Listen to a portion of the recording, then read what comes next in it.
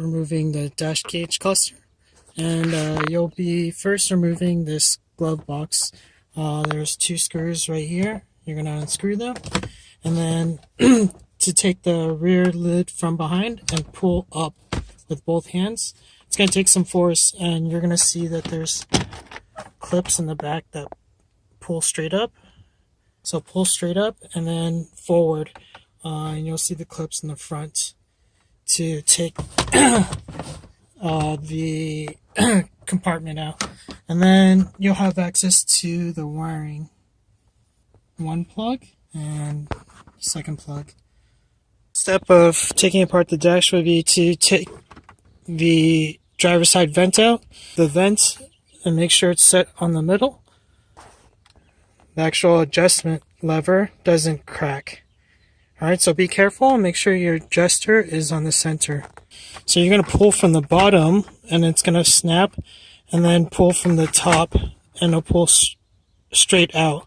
After that's out, you're going to remove the trim piece, and by unscrewing a screw down there, lift up and away to remove the corner piece. Alright, from there we're going to remove the actual dash panel, and there's 3 10mm bolts that hold it in.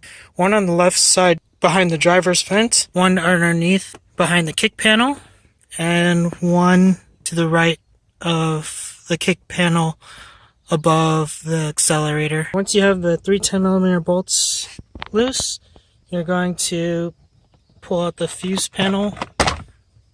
Alright, and then since this will be loose, you're going to pull from the bottom.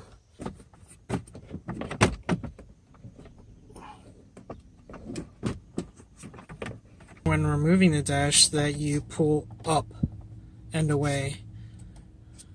Make sure you pull up and away. Also make sure to grab both hands, the top and the bottom, and it will come out. And you just rotate this panel to the left and pull it out.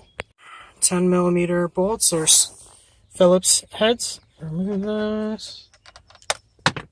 Remove this. Remove that. Remove that. And then from there, this dash panel gauge cluster will be loose. And you're going to go ahead and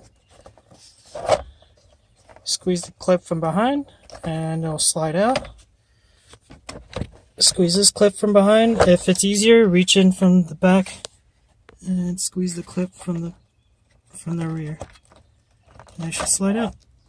And there's one more tab. This one is a squeeze tab, and if you squeeze the bottom 2 edges inwards, it should come out of its hole. And then your gauge cluster is now free.